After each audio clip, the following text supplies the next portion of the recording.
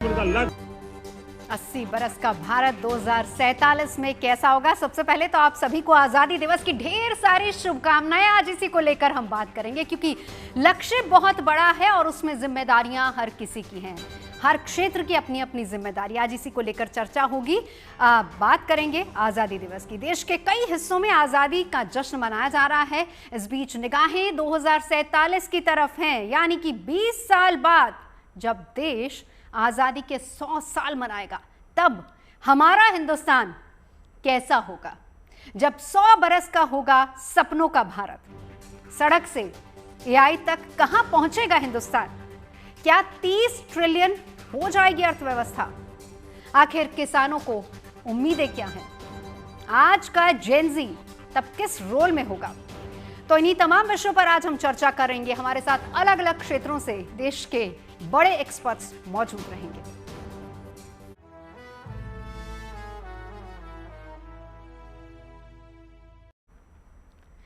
तो देश को आजादी 15 अगस्त 1947 को मिली और अब हमारा हिंदुस्तान 80 बरस का हो गया है।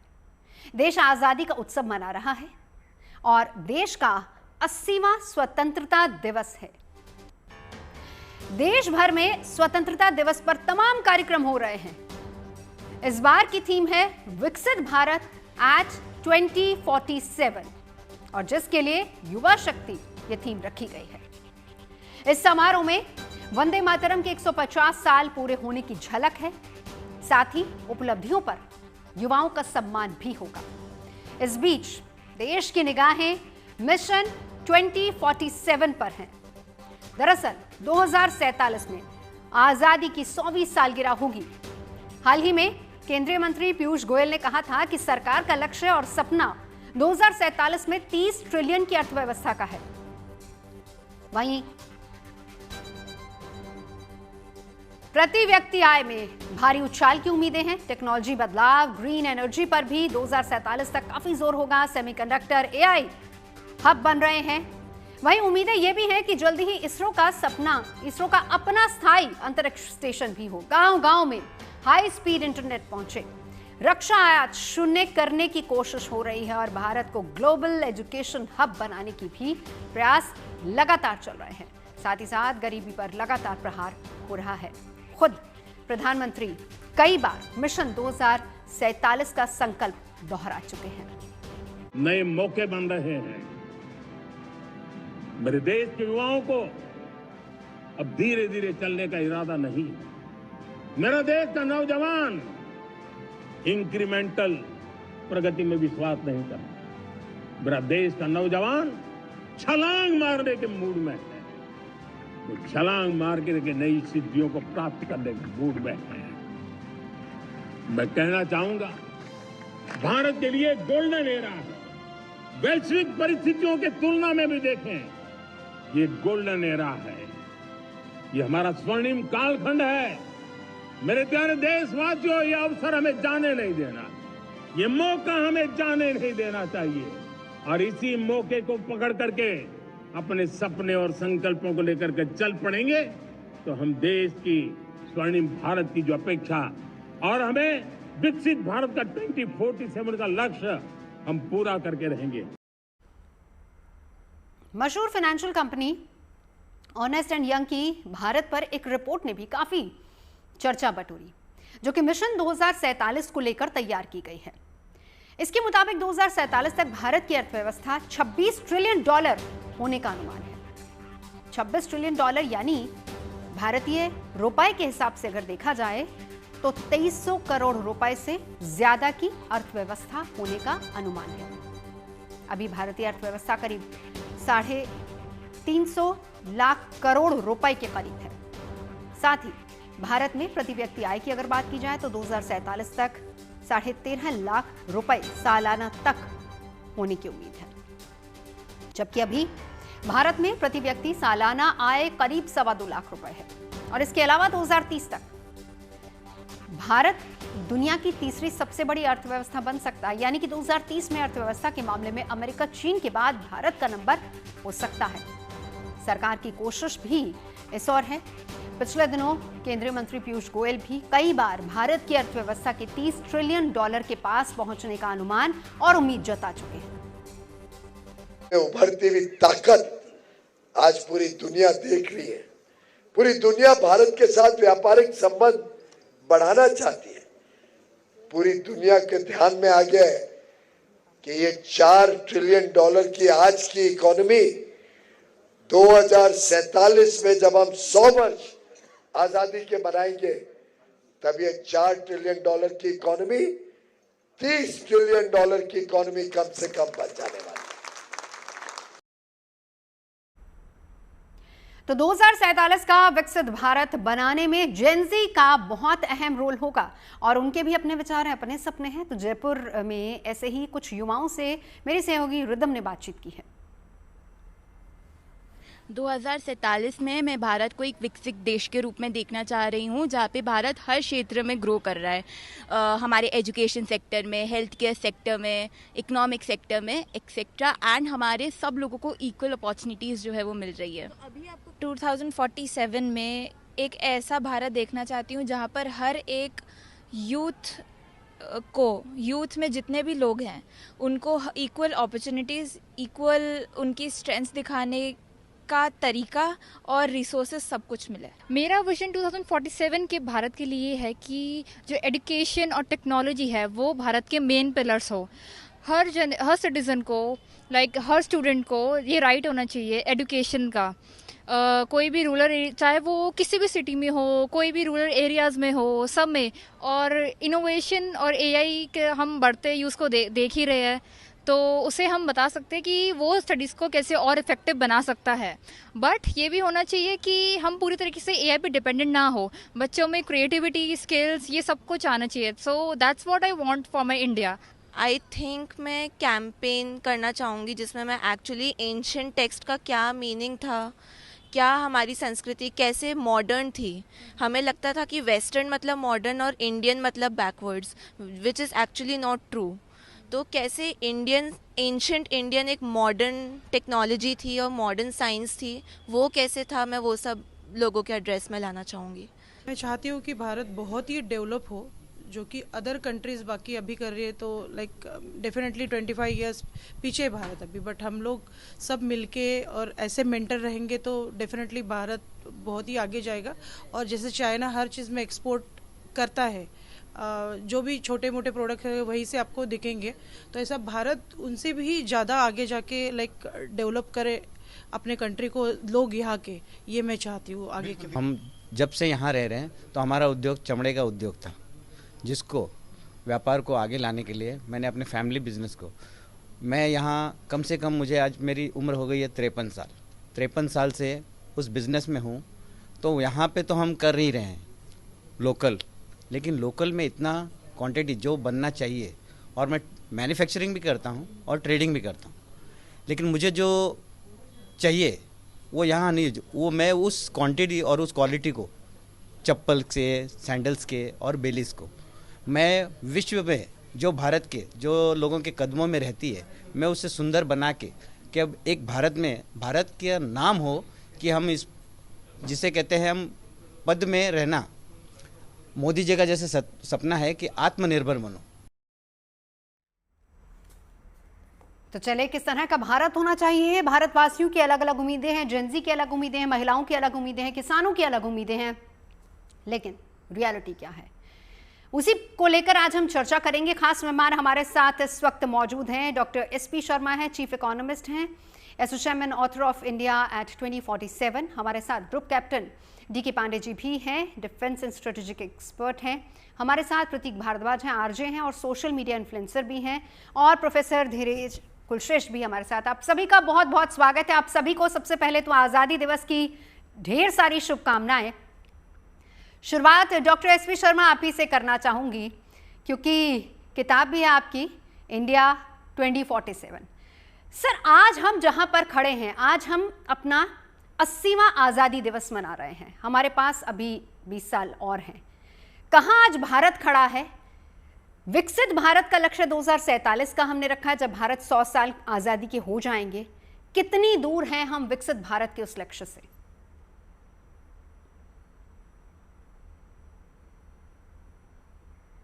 सर ऑडियो म्यूट है, आप ऑडियो ऑन कर लीजिए।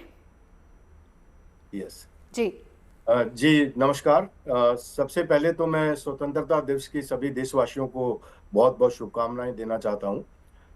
और जैसे कि आपने प्रश्न किया कि कैसा विकसित भारत होगा 2047 में, क्या संभावनाएं होंगी, कैसे हम आगे बढ़ेंगे और कहां पर अभी हैं, तो ये बहुत ही महत्वपूर्ण बात है, क्योंकि अभी मात्र हमारे पास 20-21 साल ही हैं अपने विकसित भारत की जो हमारा सपना है उसको अचीव करने के लिए।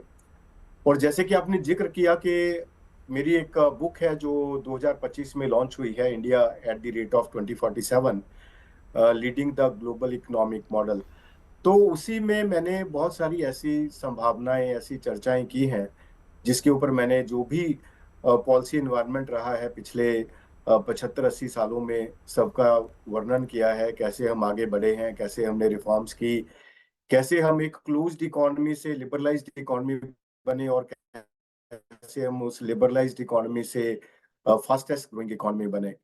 जो हम पहले बहुत ही स्लो पेस पे ग्रो कर रहे थे 1960s में, 70s में, 80s में, कैसे फिर हमने एक स्टेडी जो रुख था वो इख्तियार किया 1991 के रिफॉर्म्स के बाद, और कैसे फिर हमने 2021 में 21st सेंचुरी में कैसे हमने ब्रेक थ्रू ली। जब हम 21वीं सदी में एंटर किए तो हमारा ग्रोथ रेट कैसे सुदृढ़ हुआ और हम कैसे fast to fastest growing economy बने। और अभी हम जो फास्टेस्ट ग्रोइंग इकोनॉमी के अलावा हम बहुत ही रेजिलिएंट इकोनॉमी भी है। हमारा जो रेजिलियंस है वो बहुत ही सराहनीय है। आपने देखा होगा, शायद मैं आपको बताना भी चाहता हूं कि पिछले 5-6 वर्षों में जो पोस्ट कोविड ईयर्स कहा जाता है जिनको, उसमें एक से बढ़कर एक ऐसे इवेंट हुए हैं, ऐसी संभावनाएं हुई हैं या ऐसी डेवलपमेंट्स हुई हैं जो बहुत ही चैलेंजिंग है। जैसे कि हमने रशिया यूक्रेन युद्ध से लेके अभी जो ईरान और यूएसए में युद्ध चल रहा है उसके तक, बीच में बहुत सारे ऐसे युद्ध हुए हैं, ऐसी डिस्टर्बेंसेस हुई हैं, ट्रबुलेंसेस आई हैं, जिनमें भारत ने बहुत अच्छे से ग्रो किया है। और भारत का जो ग्रोथ रेट है पिछले 5 वर्षों में 7.5% का है ऑन एन एवरेज, क्योंकि हम 9.7% पे ग्रो किए इमीडिएटली आफ्टर द कोरोना, और अभी हम लास्ट ईयर भी 7.7% पे ग्रो किए हैं। तो कुल मिला के जो एवरेज है वो 7.5% से भी ऊपर बनता है। और जो विकसित भारत की संभावनाएं हैं, जैसे आपने अपने इंट्रोडक्शन में बताया कि भारत का जो अनुमान है, जो उसके जीडीपी का अनुमान है, वो लगभग कोई $30 ट्रिलियन का है, और किसी और ऑर्गेनाइजेशन ने $26 ट्रिलियन का अनुमान दिया है। तो मैं ये बताना चाहता हूं कि ये अनुमान जो है वो $26 ट्रिलियन से लेके लगभग कोई $45 ट्रिलियन तक के, और अगर हम इनके मीडियन में जाएंगे तो लगभग कोई $30 ट्रिलियन का हमारे पास एक मीडियन जो 30 से 35 तक का निकल के आता है। और जहां तक हमारी संस्था का एसोचैम का विचार है वो $35 ट्रिलियन का है। 2047 तक के हम $35 ट्रिलियन की अर्थव्यवस्था बनेंगे। और मैंने जो अपनी किताब में वर्णन किया है, जो मेरी किताब 2025 में रिलीज हुई, India at the rate of 2047, उसमें मैंने $34 ट्रिलियन का एस्टिमेट जो है अपनी किताब में दिया है। और उसके अलावा मैंने बताया है कि हमारा जो एक्सपोर्ट होगा, जो अभी लगभग कोई 863 बिलियन डॉलर है, जो लास्ट ईयर का मैं आपको आंकड़ा बताना चाहता हूँ। और उसमें मैंने बताया है कि लगभग हमारा एक्सपोर्ट कोई 10 ट्रिलियन को जाके टच करेगा 2047 में। और जो हमारी पर कैपिटा इनकम होगी वो लगभग कोई 20 से 21 हजार डॉलर प्रति व्यक्ति हो सकती है। और जो एग्रीकल्चर का शेयर होगा उस टाइम पे जीडीपी में, वो लगभग कोई 12-13% होगा, और जो कि अभी लगभग कोई 18-19% है ऑन एन एवरेज। और जो हमारा इंडस्ट्री का शेयर है वो बहुत ही सिग्निफिकेंटली इंक्रीज होगा। उस टाइम पे हम लगभग कोई 35% का इंडस्ट्री का शेयर जाके देख सकते हैं 2047 तक, जो लगभग अभी कुल मिला के 24-25% है, और जिसमें मैन्युफैक्चरिंग मात्र 16% है जी। तो कुल मिला के जो मैं बताना चाहता हूं कि जो मैंने उसमें अपने विषयों का जो निर्णय किया है, जो मेरे एनालिसिस हैं, जो मेरी कल्पनाएं हैं उस रिपोर्ट में, वो सब पीछे के जो पॉलिसीज हैं स्टार्टिंग फ्रॉम 1947 से लेके जो भी इकोनॉमी का चलन रहा, उसके बाद जो भी रिसेंटली जो पिछले 10-12 वर्षों में रिफॉर्म्स हुई, starting from make in India to startup India, stand up India, Atmanirbhar Bharat, PLI scheme and ज्ञान एंड आत्मनिर्भर भारत, वो सब जो पॉलिसीज हैं उनका बड़े अच्छे तरीके से वर्णन किया गया है। और साथ में ये भी बताया गया है कि जो हमारे न्यू इकोनॉमिक एरियाज हैं जैसे कि AI और जो दूसरा हमारा जो स्ट्रेटेजिक गोल्स हैं, जो सोशो इकोनॉमिक डेवलपमेंट है, उसके ऊपर भी भरपूर एनालिसिस किया गया। चलिए लौटूंगी आपके पास। हमारे साथ इस वक्त group captain DK Pandey ji भी मौजूद है। Sir, happy independence day. आपसे सर ये जानना चाहूंगी, 15 अगस्त 1947 जब हमारा देश आज़ाद हुआ था, रक्षा क्षेत्र की अगर बात की जाए तो हम काफ़ी हद तक दूसरे मुल्कों पर डिपेंड थे। रूस एक बहुत अच्छा साझेदार, एक अच्छा पार्टनर बन के भारत के साथ खड़ा हुआ, जहां से भारत ने आत्मनिर्भर भारत के लक्ष्य को भी आगे साधा। और आज की तारीख में भारत एक ऐसा देश बन गया है जो दूसरे देशों को अपने हथियार बेच रहा है। दूसरे देश अब हम पे डिपेंड हो रहे हैं। अब लक्ष्य है शून्य रक्षा आयात का और 2047 तक। अभी कहां खड़े हैं, कहां तक जाना है हमें? जय हिंद और बहुत बहुत धन्यवाद। और सभी को, भारतवासियों को हमारी तरफ से भारतीय स्वतंत्रता दिवस की हार्दिक शुभकामनाएं। और ईश्वर करे कि हमारे जो सपने हैं विकसित भारत के, वो सुचारू रूप से पूर्ण हो। देखिए, एक चुनौती है, ये इतना सहज नहीं है, क्योंकि इतने सारे जो हैं इम्पेडिमेंट्स हैं हमारे रास्ते में, क्योंकि भारत एक विकसित देश है और अब धीरे धीरे शहर वो विकास की तरफ बढ़ रहा है। और अब ठोस कदम उठाए गए हैं जिनके फलस्वरूप हम उन स्थिति में पहुंच रहे हैं जहां से कि हम वो हासिल कर सकते हैं जो कि एक समय असंभव लगता था। कभी हम निर्यात करने में तो बिल्कुल शून्य थे और आयात करते थे, रक्षा मामलों की जहां तक बात कर रहा हूं, और हम सर्वोपरि हुआ करते, सबसे ऊपर हुआ करते थे। आज स्थिति आपने जैसा कि उल्लेख किया, 80 से अधिक देशों को हम जो है डिफेंस प्रोडक्ट्स जो है वो निर्यात कर रहे हैं। ये अपने आप में एक सुखद अनुभूति है किसी के लिए भी। और मजेदार चीज ये है कि ये इतना सहज नहीं था। इसको बनाने के लिए कई स्ट्रॉन्ग स्टेप्स लेने पड़े। और क्योंकि जरूरत होती है, जब भी आप कोई विकास की तरफ बढ़ते हैं, इंडस्ट्रियल ग्रोथ के लिए चाहते हैं, तो उनको मार्केट चाहिए होता है, रिसोर्सेज चाहिए होते हैं, और डिमांड और सप्लाई की जो एक व्यवस्था है, सप्लाई चेन की जो रिक्वायरमेंट है, वो कहीं भी अगर बाधित होती है तो आपके जो प्लान होता है वो पूरे धराशायी होते हैं। आज जब हम हम ये उम्मीद करते हैं कि 2047 तक हमारी जो आयात पर निर्भरता है वो लगभग शून्य के स्तर पर होगी। हम वही चीजें आयात करेंगे जो भारत में उपलब्ध नहीं है। हम देख रहे हैं कि भारतीय प्रधानमंत्री मोदी ने पिछले वर्ष 15 अगस्त में जब विकसित भारत का सपना लोग के दिलों में सजाया, तो उसमें कहा कि अगर कोई देश दूसरों पर निर्भर है, यानी कि वो स्वतंत्रता की जो उसकी जो ऊंचाई है वो सीमित है, यानी कि स्वतंत्रता पर प्रश्न चिन्ह है, खुद पर निर्भर होना ही होगा। और उसका उदाहरण है हमारे पड़ोसी पाकिस्तान और यूक्रेन, जो हम देख रहे हैं कि दूसरे देशों की अगर सहायता ना मिले तो एक कदम वो आगे नहीं बढ़ पाएंगे। तो ऐसी स्थिति में हमें स्वावलंबी होना जरूरी होगा, और ये जरूरी है कि हम अपने निर्यात को समाप्त करें, तो तभी संभव है जब हम खुद आत्मनिर्भर हों। ऐसी दशा में हमने अपने प्राइवेट सेक्टर को जो एंट्री दी है, उसके बाद जो है बहुत तेजी से इस दिशा में जो है प्रगति हुई है। और देखा यह जा रहा है कि हमारे सोलर DPSU के साथ साथ जो प्राइवेट सेक्टर का योगदान है, लगभग 44% के आसपास जो है उन्होंने डिफेंस प्रोडक्शन में योगदान दिया है। एक खुली नीति का, और यहाँ तक कि उनको न्यूक्लियर कैपेबिलिटी के अंदर, जो न्यूक्लियर हमारी ऊर्जा के स्रोत हैं और न्यूक्लियर वॉर वेजिंग कैपेबिलिटी है, उसके अंदर भी का जो है उनके लिए जो ओपनिंग दी जा रही है। तो ये बताता है कि एक खुली नीति क्या जो यूनिफॉर्म में क्या वही देशभक्त हैं? वो हर व्यक्ति देशभक्त है जो भारत के लिए के विकास को सपना सोचता है और विकास भारत के लिए सांस लेता है। तो ऐसी स्थिति में चाहे प्राइवेट सेक्टर हो चाहे पब्लिक सेक्टर हो, दोनों का योगदान बहुत जबरदस्त है, महत्वपूर्ण है। भारतीय वायुसेना के बारे में बता दूं कि जो हम 4 जनरेशन और 4.5 जनरेशन पर निर्भर हैं आज, और 3rd जनरेशन के एयरक्राफ्ट भी हैं, ये सब के सब रिटायर हो चुके होंगे उस समय तक, और हम 5th जनरेशन और 6th जनरेशन के एयरक्राफ्ट के साथ अनमैन प्लेटफॉर्म्स का भी यूज कर पाएंगे। और जो अभी वर्तमान में चुनौती हमने देखा कि किस प्रकार से यूक्रेन में और अभी हम मिडिल ईस्ट में भी देख रहे हैं कि ड्रोन जो है अनमैन प्लेटफॉर्म्स में कितना जबरदस्त रोल प्ले कर रहे हैं, पूरा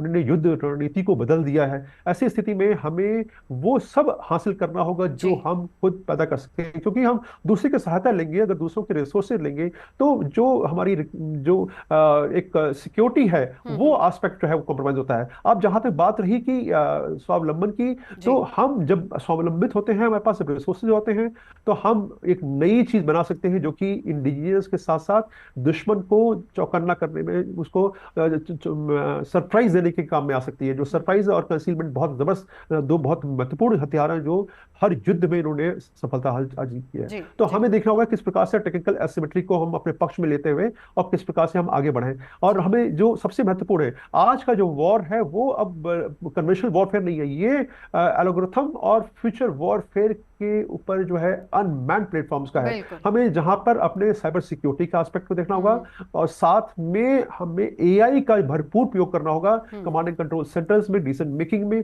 और टारगेटिंग में। जो हमने देखा कि इजराइल किस प्रकार से टारगेटिंग में इसका प्रयोग किया, जो ऑफेंसिव ऑपरेशंस कंडक्ट किए वो आई के बदौलत किए। तो ऐसे मामलों में निश्चित रूप से जो है हमें उन सभी को करना होगा। और अंतिम महत्वपूर्ण युक्ति जो साहब कहा कि हमारा थीम है युवा शक्ति, तो युवा को इस क्षेत्र से जोड़ना ताकि एआई में डेवलपमेंट हो सके, उनको वो माहौल देना कि वो सीख सकें और भारत के उन्नति के विकास की यात्रा में सहयोगी बन सके, ये बहुत ही महत्वपूर्ण है। बिल्कुल, बहुत महत्वपूर्ण है युवाओं को साथ लेकर चलना। जेनजी का जिक्र हम आगे करेंगे। प्रतीक, आपके पास लौटूंगी, उससे पहले एक बार प्रोफेसर धीरेश आपको इंक्लूड करूंगी। हमारे दोनों पैनलिस्ट की बात आपने सुनी, आप एक इकोनॉमिस्ट भी हैं।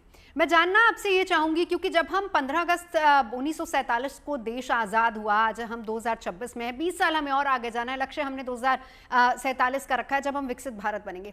लेकिन आज भी कुछ बेसिक चीज़ें जो कमी हमें नज़र आती है। आज भी अनएम्प्लॉयमेंट एक बहुत बड़ा मुद्दा है, आज भी गरीबी एक बहुत बड़ा मुद्दा है, आज भी युवा बेरोजगार है, प्रोटेस्ट हर जगह पर होते हैं। कितना बड़ा रोड़ा ये अटकाते हैं विकसित भारत के लक्ष्य तक पहुंचने में? और इसके अलावा अगर और भी पॉइंट्स हैं, चैलेंजेस जो हैं, मैं चाहूंगी उस पर भी जरा फोकस कीजिए प्रोफेसर धीरेश। जी नवजोत जी, बहुत बहुत आपको स्वतंत्रता दिवस की शुभकामनाएं।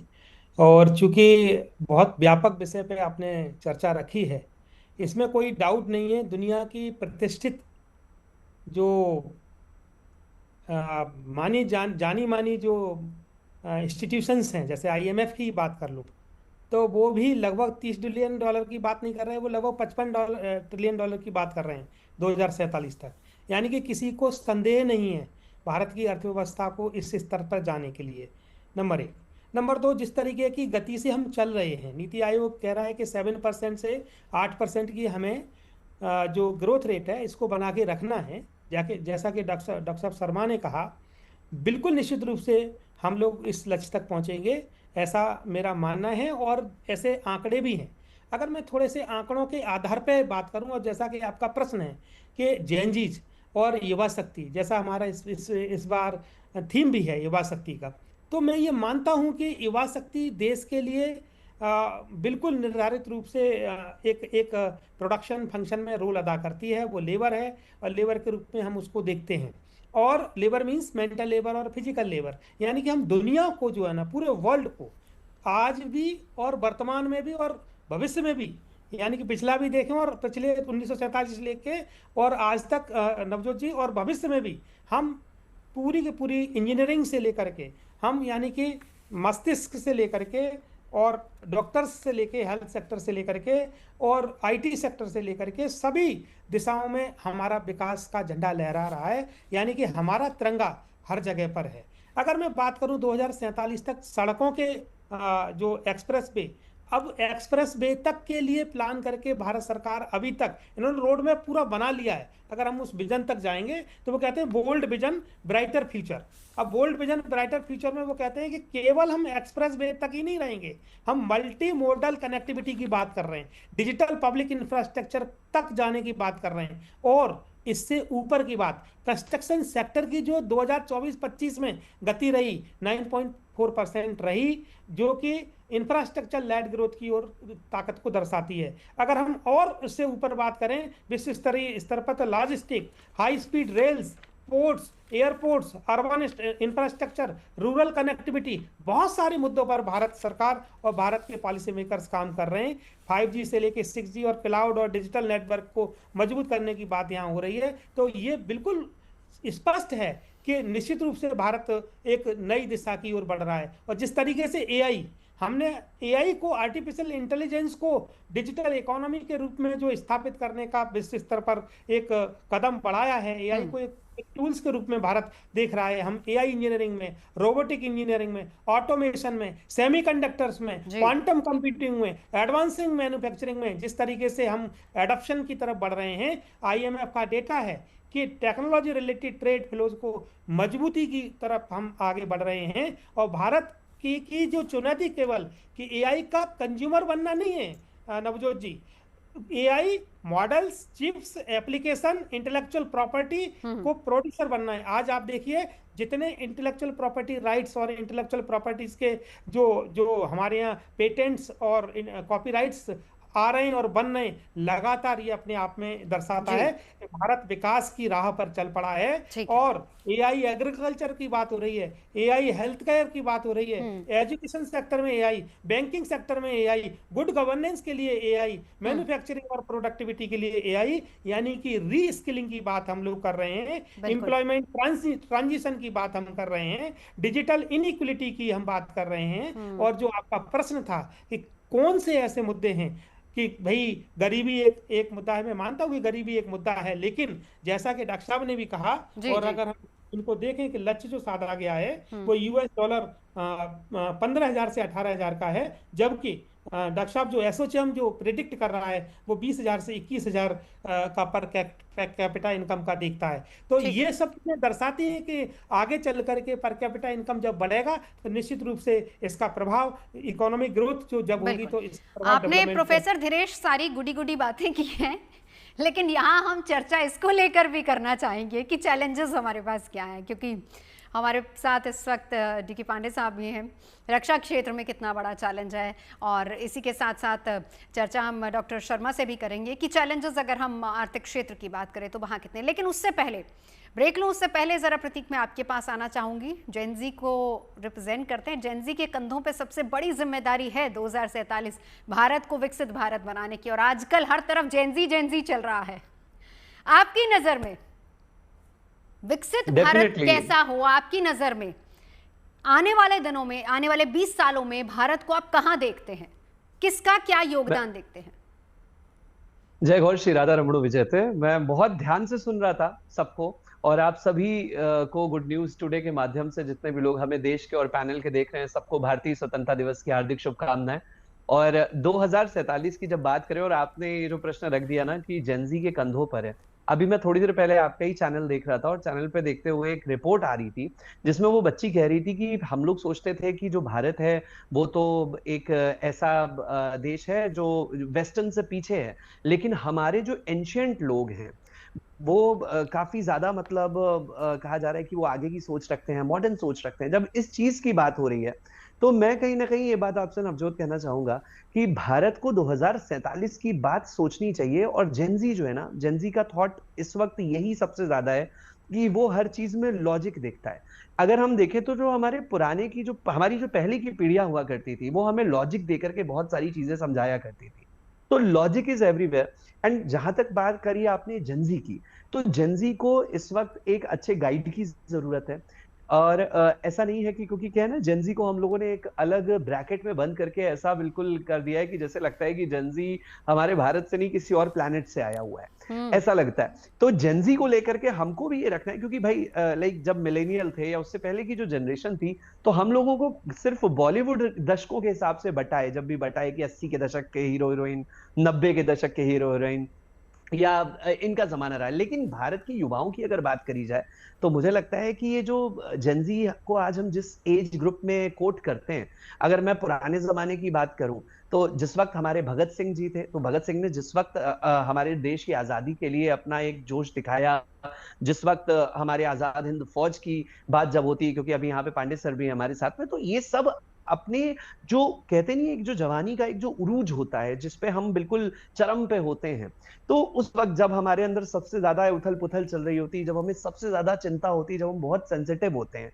तो यहाँ पर उस चीज की बात हो रही है। और कहीं ना कहीं जो आपने नवजोत बोला कि जेनजी के ऊपर सबसे ज्यादा जिम्मेदारी, वो कितना तैयार है, वो बहुत तैयार है, वो टेक्नोलॉजी से तैयार है, वो जो भी कार्य कर रहा है उसको पढ़ने से अभी आप देखेंगे बीच में थोड़े समय पहले किताबों को पढ़ना लोगों ने सडनली बंद कर दिया था, बट अगर मैं जेनजी की बातें करूं, मे भी हो सकता है वो हार्ड कॉपीज ना पढ़ रहा हूं, but they are promoting it on Kindle, ठीक है, वो लॉजिक की बात कर रहे हैं। तो कहीं ना कहीं क्या है कि हम उस जेनजी को जो हमने थोड़े दिनों पहले अभी सड़कों पर देखा था, या हमने देश की गरिमा को भंग करते हुए जिस जेनजी को देखा था, हमें उससे जेनजी को नहीं कोट करना चाहिए। हमें ये सोचना चाहिए जेनजी वो है जो नॉलेज को अपने बेस बना करके पुराने लोगों को, पुराने एंशिएंट इंडिया के उसूलों को दिमाग में और दिल में रखते हुए कहीं ना कहीं 2047 की कल्पना, और कल्पना नहीं, इस जिम्मेदारी को पूरी तरीके से निभाने के लिए तैयार है। बहुत खूब, बहुत खूब। चलिए यहीं से हम चर्चा को आगे बढ़ाएंगे।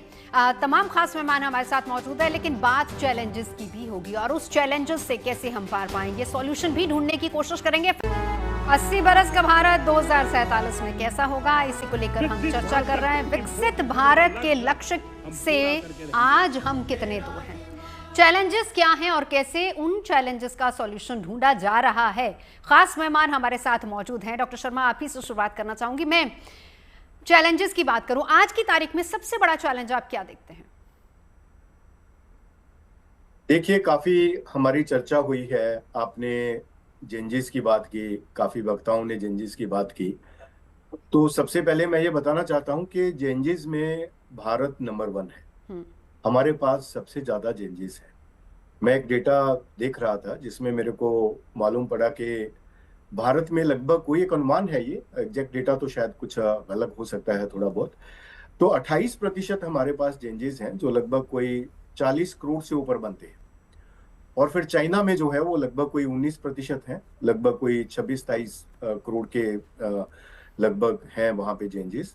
और जो ब्राजील है उसमें 23% हैं, जो 5 करोड़ के आसपास है। और फिर अपने पास जो लगभग यूएस में भी 4-5 करोड़ के लगभग कोई जेनजीज हैं। तो भारत सबसे ऊपर है। भारत में जो जेनजीज हैं जो आयु 14 से लेके 29 वर्ष के बीच में है, वो उसमें 40 से 45 करोड़ तक के जो हमारा युवा वर्ग है तो वो है। तो अब ये डेटा हमें क्या बताता है कि भारत एक युवा शक्ति है।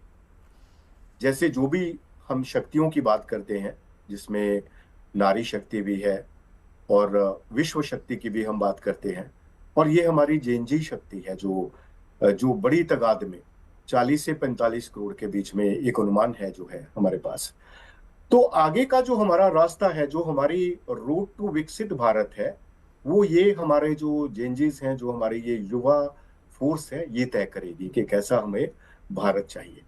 हम उस टाइम पे, आज से 21-22 साल के बाद आप सोचिए कि हम तो बहुत आगे निकल चुके होंगे। हमारी एज जो है वो लगभग, अगर मैं अपनी ही बात करूं तो आई विल लगभग कोई 75 और समवेयर बिटवीन 77 इतने इस तक पहुंच जाएंगे। तो जेनजीज उस टाइम पे जो देश है उसको लीड कर रहे होंगे और वही एक रास्ता अख्तियार करेंगे। अब ये जो नंबर्स हमने डिस्कस किए, जो हमने नंबर्स की बात की है कि भारत एक $30 ट्रिलियन का इकोनॉमी होगा, और मैंने बताया कि 34 का होगा, किसी ने बताया कि 45 का होगा या 40 का होगा, जो भी नंबर होगा 30 से लेके 45 के बीच में या 26 से लेके 45 के बीच में। तो इस नंबर का उन जेनजीज के लिए क्या मतलब है, उस युवा वर्ग के लिए जो भी ग्रो कर रहा है उसके लिए what is the meaning of this number for them. Second, जो हमारा पर कैपिटा इनकम का भी अनुमान हम लगा रहे हैं कि 19,000 होगा, 18,000 होगा या 20,000 होगा, ये पर कैपिटा इनकम का भी उनके पास क्या महत्व है। और जो भी हम बात करते हैं, तो इन चीजों के संदर्भ में हमारा जो युवा वर्ग है जो आगे बढ़ रहा है, जो एक लॉजिक के ऊपर आगे बढ़ रहा है, इन सब फिगर्स का उसके लिए क्या मतलब होना चाहिए और क्या है, इसके ऊपर विचार करने की हमें जरूरत है। जो हमारा रास्ता है उसमें हमारा जो जेनजीज का सोच है, जो हमारा युवा वर्ग जो लगभग जो उसका अगर हम मीडियन एज देखें जो 21-22 साल बनता है, वो क्या सोच रहा है कि उसको कैसा भारत चाहिए 2047 में। उसको पर कैपिटा इनकम ज्यादा चाहिए या उसको सुविधाएं ज्यादा चाहिए या उसको हेल्थ सिस्टम चाहिए या उसको एजुकेशन, ये सब चीजें हमें उनको साथ में लेके चलना होगा। उनसे जान के फिर हमें अपना जो आगे का रोड है, जो आगे 20 वर्ष तक चलेगा, उस पर चलेंगे। डॉक्टर शर्मा एक सवाल। हाँ प्रोफेसर धीरेश, मैं आ रही हूँ एक सेकंड आपके पास। डॉक्टर शर्मा ये बताइए, मैं सरल भाषा में अगर पूछूं, जेनजी तर्क के साथ बात करता है, सीधे तौर पर आज की तारीख में क्या बेरोजगारी हमारे देश की बड़ी समस्या नहीं है? जेनजी के पास रोजगार नहीं है, या फिर हम कहें कि उनके टैलेंट के हिसाब से उनको रोजगार नहीं मिल रहा, ये कितना बड़ा चैलेंज होगा सर? जी, मैं उसी के चीज ऊपर आ रहा था कि जो इनके चैलेंजेस हैं, सबसे बड़ा चैलेंज जो है वो एम्प्लॉयमेंट का है, जिसके लिए सीधे तौर पे हमें यूनिवर्सिटी इंडस्ट्री, एकेडमिया गवर्नमेंट के लिंकेजेस को स्ट्रॉन्ग करने की जरूरत है। एक स्ट्रॉन्ग सिंक्रोनाइजेशन की जरूरत है। इंडस्ट्री को कैसे युवा वर्ग चाहिए, उनको वो किस तरीके के टैलेंट को अपनी इंडस्ट्री में एडजस्ट कर सकते हैं, उसकी एक बहुत बड़ी जरूरत है। इनका कॉम्बिनेशन होना, इनका एक सुमेल होना, इनका एक सिंक्रोनाइजेशन होना बहुत जरूरी है, अति जरूरी है। ये पहले नंबर पे है। दूसरे नंबर पे जो एम्प्लॉयमेंट ओरिएंटेशन है, जो भी किताब है, जो जैसे आपने बताया कि वो लॉजिक पे चलते हैं, वो किताब को कम यूज करते हैं, वो एक ही बहुत ही कम समय में ज्यादा यूज करते हैं अभी। हाँ, तो उस तरीके से उनके जो थॉट्स हैं उनको हम आगे किस तरीके से जो भारत की सोच है उसमें सम्मिलित कर सकते हैं, कैसे इंडस्ट्री उनकी सोच का जो तेज गति से बढ़ रही है उसका लाभ उठा सकती है। ठीक है, प्रोफेसर धीरेश कुछ कहना चाह रहे हैं। डॉक्टर शर्मा एक सेकंड आती हूँ। जो सोच का ग्रोथ है वो हमारे से कहीं ज्यादा है। ठीक है, प्रोफेसर धीरेश। नवजोत जी, बहुत ही व्यापक आपका प्रश्न बहुत अच्छा लगा कि भाई जेनजी जो अभी गुजर रहा है, जिस दौर से अनएम्प्लॉयड के जिस स्थिति से गुजर रहा है। देखिए, रूरल और अर्बन की बात करें तो रूरल सेक्टर में अनएम्प्लॉयमेंट रेट लगभग 5% के आसपास है ना। और जो अगर मैं अर्बन एरिया की बात करूं तो 6.6% के आसपास है।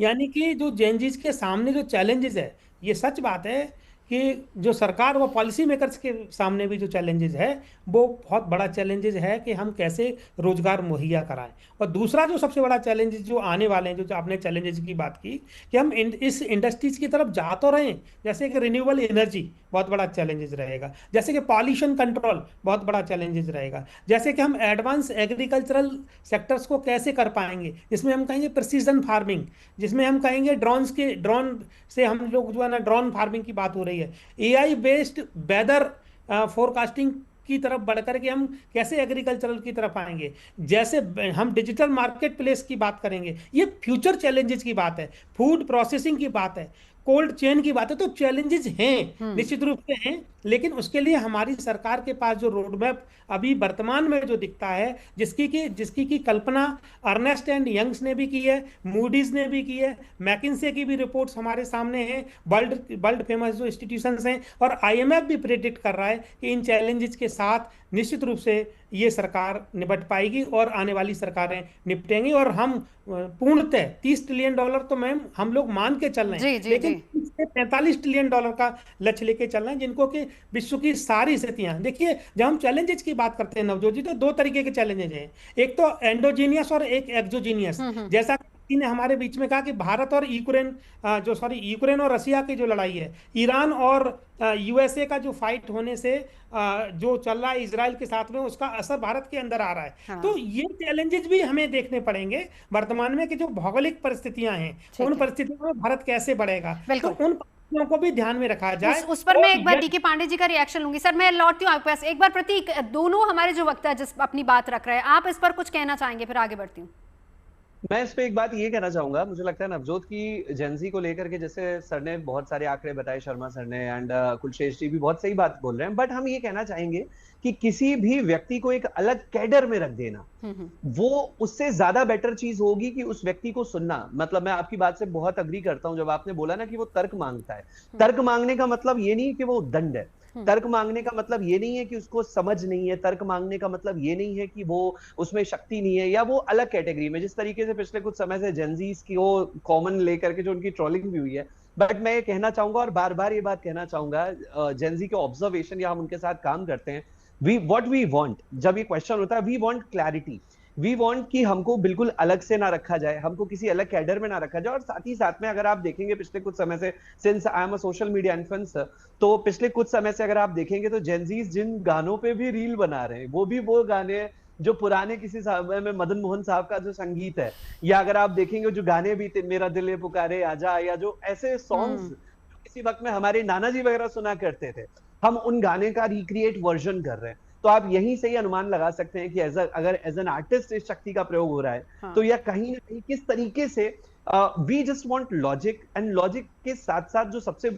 इंपॉर्टेंट चीज है clarity and the clear guidance की भाई आप हमारा हाथ थामो और हमारा हाथ थाम करके हमको एक रास्ता दिखाओ। 2047 की जिम्मेदारी हमारे कंधे पे है, हम उसको पूरा कर लेंगे, लेकिन उसमें हमें आपका ट्रोलिंग नहीं चाहिए, हमें आपका मार्गदर्शन चाहिए। बिल्कुल बिल्कुल। चलिए ग्रुप कैप्टन डी के पांडे, अब मैं आपके पास आऊंगी। अगर हम 2026-27 के भारत के रक्षा बजट की बात करें तो 7.85 लाख करोड़ है, यानी सरकार के हर 100 रुपए में तकरीबन 14 रुपए जो है हमारे रक्षा बजट पर खर्च हो रहे हैं। सर इसी आंकड़े को लेकर मैं आगे चलती हूं, क्योंकि एआई पर आपने कहा कि ज्यादा फोकस की जरूरत है। चैलेंज हमारे लिए देखिए, अभी तक जो सर सबसे बड़ा चैलेंज हम देखते आ रहे थे हिमालय की तरफ से, एक तरफ पाकिस्तान एक तरफ चीन, अब तो समुद्र के रास्ते से भी बहुत बड़े चैलेंजेस भारत के पास हैं। और ऐसे में भविष्य के युद्धों के लिए खुद को तैयार करना, अपनी तकनीक को इस हिसाब से तैयार करना कि हम इनका मुकाबला कर सके, ये कितना बड़ा चैलेंज होगा सर? आपने बहुत बढ़िया क्वेश्चन किया है। देखिए महत्वपूर्ण बात है कि क्योंकि जेन जी पे बात हो रही थी, मैं उसके बाद में आऊंगा। ये इंडियन ओशन रीजन एक हमारे लिए निश्चित रूप से एक उस जहाँ पर जो थ्रेट परसेप्शन है भारत के लिए वो उसमें काफी बदलाव आ रहा है, और नेवी के लिए जरूरत जो असेसमेंट किया गया है कि हम, और उम्मीद है कि 2047 तक हम 4 indigenous aircraft carrier battle groups तैयार कर लेंगे और न्यूक्लियर अटैक सबमरीन्स की जो रिक्वायरमेंट है उसको भी पूरा कर लेंगे। तो जहां तक बात है कि हमारे ओशन रीजन की, तो वहां पर हम उम्मीद है कि हमारी पर्याप्त जो रिक्वायरमेंट पूरी हो जाएंगी। निश्चित रूप से जो बजट का है, फाइनेंसेस का इशू रहेगा, वो देखना होगा कि किस प्रकार से हम इसको फेज मैनर में आगे बढ़ाएं और एक ऐसी तकनीक का उपयोग करें। क्योंकि देखिए हम भारत में जब क्रिएट करते हैं तो उसकी लागत बहुत कम आती है, और वही चीज हम जब बाहर बनाते हैं तो उसकी कीमत जो है 10 या 15 गुना ज्यादा होती है। तो इस प्रकार से अगर हम स्वदेशी पालन करेंगे तो निश्चित रूप से बातें आगे बढ़ती जाएंगी। महत्वपूर्ण ये है कि आपका जो थ्रेट परसेप्शन है समय के साथ चेंज हो रहा है, और साथ साथ जो जियो पोलिटिकल एनवायरमेंट है, जबकि हम देख रहे हैं कि रशिया यूक्रेन की वजह से और उसके बाद मिडिल ईस्ट में जो डिस्टर्बेंसेस हो रहे हैं उसकी वजह से भारत के जो अर्थव्यवस्था उस पर जो है कुठाराघात हुआ है। जो सबसे बड़ी चुनौती है वो मेरे हिसाब से 2047 में जितने भी आंकड़े बात हो रही है 30 ट्रिलियन और 40 ट्रिलियन या जो भी आंकड़ा आता है वो हासिल करने में सबसे बड़ी रुकावट हमारी जो एनर्जी रिक्वायरमेंट होगी। फॉर एनी डेवलपमेंट कंट्री, कोई भी जो देश विकसित हो रहा हो, ऊर्जा की आवश्यकता सर्वोपरि होती है, चाहे वो डिफेंस सर्विसेज हो, चाहे इंडस्ट्रियल एरिया हो, चाहे कोई, इसको हमें ध्यान देना ही होगा। क्योंकि अगर हम ध्यान नहीं देंगे, हालांकि मुझे बहुत खुशी हो रही है बताते हुए कि जो हमारा पहले हम सीमित थे 4 या 5 स्रोत पर ऑयल के लिए और बाकी एनर्जी रिक्वायरमेंट के लिए, अभी हमने उसको लगभग 2 दर्जन के आसपास जो है स्रोतों को टैप किया है। तो निश्चित रूप से ये आवश्यकता आविष्कार की जर्नी है, निश्चित रूप से हमें उस दिशा में हम कदम बढ़ा रहे हैं, लेकिन आवश्यकता है कि हम एक जो है लॉन्ग टर्म प्लानिंग को लेके चलें। हमने अपने ट्रांसपोर्ट फ्लीट के लिए देखा, हेलीकॉप्टर्स की रिक्वायरमेंट को देखा, न्यूक्लियर रिक्वायरमेंट हमारी जो है, जो नेवल रिक्वायरमेंट और आर्मी के जो टैंक्स हैं, उनको सबको हम एसेस करके धीरे धीरे कदम बढ़ा रहे हैं। और ये उम्मीद की जा रही है कि 2047 तक जो हमारी आवश्यकताएं हैं वो लगभग पूरी हो जाएंगी। रुकावटें जो हैं, जो टेक्निकल डेवलपमेंट होने हैं, अब जेन जी का रोल जो जहां जिसके बारे में मैं जिक्र करना चाहता था, जेन जी अगर आपको ज्ञान है, जेन जी देखिए पिछले 6 महीने से जेन जी के जो है वो नेपाल में और जब बांग्लादेश में जो चीजें बढ़ी तो उसके बाद से जेन जी का जो है ये लफ्ज जो है न्यूज में आए। उसके पहले जेन जी कौन है हम सब बराबर मानते थे, बच्चे हमारे हैं, हमारे विद्यार्थी हैं। मैं school, college, university all 3 levels में पढ़ा चुका हूं, और मैंने हर बच्चों को करीब से समझने की कोशिश की और उनको मैंने ये बताया कि आपको देखना होगा कि आज हमारी रिक्वायरमेंट क्या है। हमारा ज्ञान का जो स्रोत है वो व्हाट्सएप या कोई टेलर्ड या कहा जाए कि कोई किसी ने उसको बना रखा होगा कि ये यही सूचना देनी है। मिस इन्फॉर्मेशन के ऊपर नहीं जाना है और इन डेप्थ जाना है। बुक्स पढ़नी ही होंगी आपको, चाहे वो फिजिक्स की हो, चाहे केमिस्ट्री की हो, या हमारा महाकाव्य हो या महाग्रंथ हो, उनको आपको देखना हो, क्योंकि हमारी संस्कृति की आवश्यकता हुई आपको समझनी पड़ेगी। हमारे देश में क्या भौगोलिक परिस्थितियां रही हैं, क्या हमें चुनौतियां मिली हैं इतिहास में, वो दोबारा हमको अगर मिलती तो हम क्या करेंगे। क्योंकि समय बदल रहा है, एआई और जो इमर्जिंग टेक्नोलॉजीज हैं वो एक नई चुनौती के रूप में आ रहे हैं। तो जेन जी के पास समय कहाँ है कि वो दूसरी चीजों में अपना वक्त जाया करे। उसको ज्ञान और ज्ञान के अलावा और कुछ दिखना ही नहीं चाहिए, क्योंकि अर्जुन की तरह अगर मछली की आंख नहीं देखेंगे तो शायद अपने लक्ष्य को नहीं कर पाएंगे। एक और मैं प्रश्न यहाँ पर उठाना चाहूंगा कि सब्सिडी जिसकी बात की जा रही है, सब्सिडी हमारे जो जीडीपी का लगभग से 1.5% के बीच में हिस्सा खा लेती है। अगर वो हम उसको देखें किस प्रकार से उनको जो रिक्वायरमेंट है उनको पूरा कर सकें, तो वो जो एक लगभग 4.25 लाख करोड़ का जो पूंजी है वो हमको विकसित कार्यों में करने का उपयोग होगी। जरूरत है हमें हेल्थ के जो केयर के ऊपर ध्यान देने की, वो आम लोगों तक कैसे वो हेल्थ सुविधाएं पहुंचे। जो रोड और ट्रांसपोर्टेशन पर ध्यान दिया जा रहा है निश्चित रूप से, लेकिन एजुकेशन हेल्थ ये दो इंपॉर्टेंट है। अगर दो चीजों पर ध्यान दिया गया तो शायद हमारा जनजी या दूसरे और सभी लोगों को इसका लाभ होगा और भारत बहुत तेजी से और सुदृढ़ तरीके से आगे बढ़ेगा। बिल्कुल। एक बार जल्दी से जिस सब्सिडीज की बात की प्रोफेसर धीरेश, इस पर एक कमेंट आपका। मैं सवाल करना चाह रही थी, अब क्योंकि समय की कमी है तो संक्षेप में, क्योंकि डॉक्टर शर्मा से भी इसका जवाब लेना है। जी देखिए, आज स्वतंत्रता दिवस के अवसर पर आप इस कार्यक्रम का आयोजन कर रहे हैं, तो मैं यहाँ कहना चाहूँगा कि भारत सरकार को चाइना की तरह से हमें एक ऐसी पॉलिसी बनाना चाहिए, क्योंकि चाइना हमारे बाद स्वतंत्र हुआ और कितना विकसित हो चुका है। देखिए, फेसबुक के जो यूजर है, मैं एक अलग विषय पे बात कर रहा हूँ और हृदय से इस बात को रख रहा हूँ, 390 मिलियन यूजर्स हैं। इंस्टाग्राम के 553 मिलियन, यानी कि यूएस से लगभग 2 गुना ज्यादा और 3 गुना ज्यादा। हमें अपना कोई आत्मनिर्भर भारत के तहत कुछ ऐसी डिजिटल प्लेटफॉर्म्स बनाना चाहिए जिससे कि हमारी इकोनॉमी का बहुत सारा पार्ट विदेशों में ना जाए और हम अपने इकोनॉमी को बचा के रख सकें। दिस इज द मैटर, बहुत इंपॉर्टेंट मैटर है जिसपे हमें पहला पॉइंट। हाँ, जल्दी से सर, वक्त की कमी, एक बार डॉक्टर शर्मा से भी आंसर लेना है। जी, सब्सिडी के लिए जरूरी है कि फ्रीबीज को ना दिया जाए, क्योंकि अभी वर्तमान स्थिति में freebies is not good for the health of economy. ठीक है डॉक्टर शर्मा, एक लास्ट कमेंट इस पे सर, साथ ही साथ एजुकेशन और हेल्थ दोनों सेक्टर्स का जिक्र कर दीजिए। देखिए, एजुकेशन और हेल्थ में मैं समझता हूँ कि बहुत ही क्रूशल सेक्टर्स हैं इकोनॉमी के। एजुकेशन हमारा भविष्य को बताती है और हेल्थ हमारा सेहत कैसा रहेगा उसको, ये दोनों चीजों से ही इंसान आगे बढ़ता है। तो इनके ऊपर विशेष तौर पे एक सरकार की जो एक एडवाइजरी कमेटी होना चाहिए जो इन सेक्टर्स के बारे में सीधे तौर पे जो देश के जाने परमाने और साथ में जो युवा वर्ग है उनको लेके उनके ऊपर क्या विचारधारा हो आने वाले 20 वर्षों के लिए, 21 वर्षों के लिए, उसके ऊपर एक रोड मैप तय होना चाहिए कि कैसे हम आगे विकसित भारत तक इन दोनों सेक्टर्स को प्रफुल्लित करेंगे। उसमें एक जो युवा सोच उसमें एंटर करना चाहिए। बिल्कुल। चलिए, बहुत बहुत शुक्रिया, आप सभी ने अपने अपने विचार रखे।